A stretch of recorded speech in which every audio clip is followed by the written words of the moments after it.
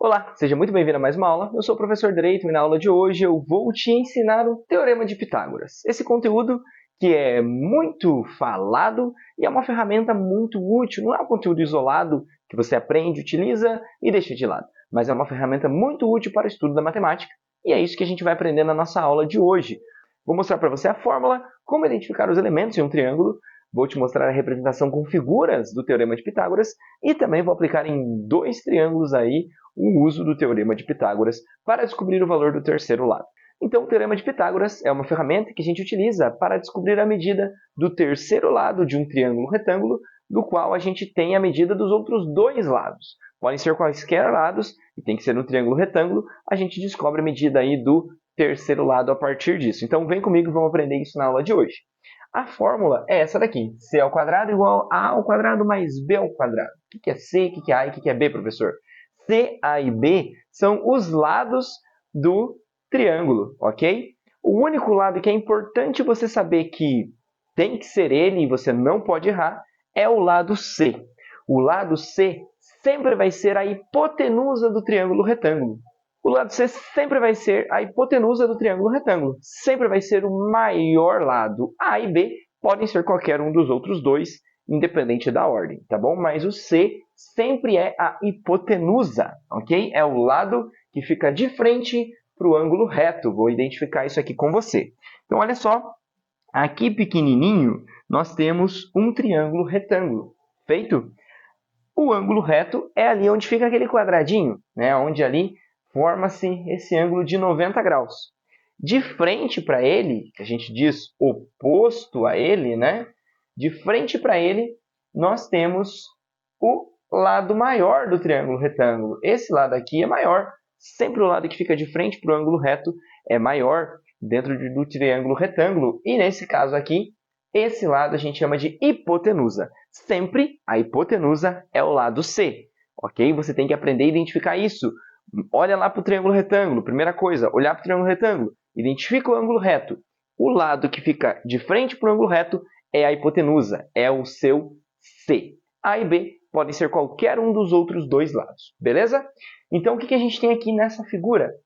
Diz que se eu pegar estes dois quadrados aqui, ó, o quadrado que se forma no lado A, o quadrado que se forma no lado B, e eu juntar, gente, isso a gente pode ver em representações muito legais, se eu juntar esses dois quadrados aqui, vai ser exatamente igual ao quadrado que se forma aqui no lado C. Por isso que se fala que a soma dos quadrados dos catetos, e cateto são os lados do triângulo, né? A gente tem dois catetos e a gente tem a hipotenusa. Então, a soma dos quadrados dos catetos é igual ao quadrado da hipotenusa. Essa é uma frase que a gente fala no Teorema de Pitágoras para explicá-lo, né? Ele diz assim, que a soma dos quadrados dos catetos é igual ao quadrado da hipotenusa, ok? Então, a gente vai usar essa fórmula, beleza? A gente vai usar isso daqui, essa frase difícil, né? A soma dos quadrados dos catetos.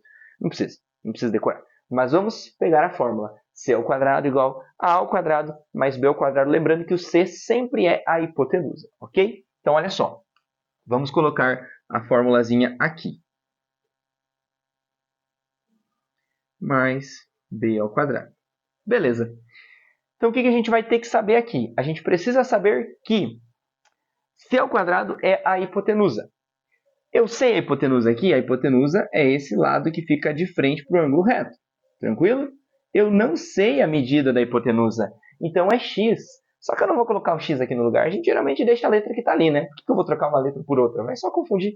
Então, eu vou deixar c ao quadrado mesmo, porque eu não sei o valor da hipotenusa, ele está oculto. Aqui a gente tem que descobrir o valor do x, né? Então, vamos lá. A ao quadrado. Professor, o A é o 6 ou é o 8? Gente, não importa. Pode ser qualquer um dos dois. O importante é que o C sempre seja a hipotenusa, ok? Então, eu vou colocar aqui que é o 6. Ah, professor, eu coloquei o 8. Tudo bem, vai dar na mesma, gente. Mas o 8 tem que ser o outro lado, né? Eu não posso repetir. Se eu falei que esse é o C, esse é o A, então esse é o B. E a gente tem assim. Olha só, gente. C ao quadrado é igual a 6 ao quadrado mais 8 ao quadrado. Gente, por que eu coloquei ao quadrado? Porque era A ao quadrado. Se eu disse que esse é o A, então eu vou fazer o 6 ao quadrado. Se eu disse que esse é o b, então eu vou fazer o 8 ao quadrado, ok? Então é isso que a gente faz, a gente vai trabalhar aí com potências, beleza? Potências e raízes. 6 ao quadrado, o professor dá 36, ok, então coloca lá. Mais 8 ao quadrado, dá 64, show de bola, então 64. C ao quadrado é igual a esse mais esse. Vamos descobrir então qual que é o valor do C. C ao quadrado vai ser igual a 36 mais 64, que dá 100. Bom, C ao quadrado dá 100. Se eu quero saber o valor de C e não de C ao quadrado, basta apenas eu tirar a raiz quadrada dos dois lados, né? Se eu tirar a raiz quadrada disso daqui, vai ficar igual a C. Se eu tirar a raiz quadrada disso daqui, eu vou só escrever aqui para a gente não se confundir, né? Eu estou tirando a raiz quadrada de 100. Né? Digamos que esse 2 aqui, que está elevando ao quadrado, passa para o outro lado, tirando a raiz quadrada, sempre inverte a operação. O contrário de potência é raiz, né? Então, a gente vai fazer aqui raiz quadrada de 100. Eu tenho, então, que é 10. E nesse caso, gente, o nosso C é igual a 10. X é igual a 10. Nesse caso aqui, né, que o X estava representando ali o C. Beleza, gente? Então, fizemos o cálculo e aqui está a nossa resposta. Descobrimos o valor da hipotenusa nesse caso. Sabíamos os dois catetos, não sabíamos a hipotenusa e descobrimos nesse caso com o uso do Teorema de Pitágoras. Feito? Agora vamos para esse triângulo aqui, a gente vai descobrir qual que é o valor de x nesse triângulo aqui. Vamos só identificar a hipotenusa, a gente sempre começa identificando ela, a hipotenusa fica sempre de frente para o ângulo reto. Nesse caso, a gente sabe o valor da hipotenusa, é 17.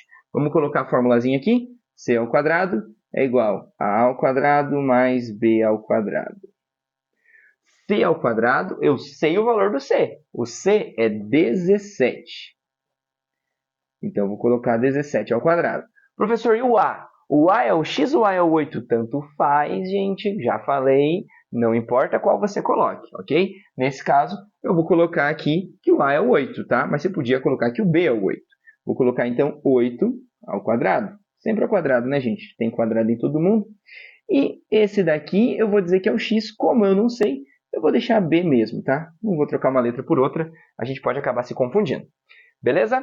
Então, 17 ao quadrado igual 8 ao quadrado mais b ao quadrado. A gente vai fazer o quê? Vamos calcular primeiro quanto que é 17 ao quadrado e quanto que é 8 ao quadrado, ok? E a gente vai descobrir aqui que 17 ao quadrado é 289.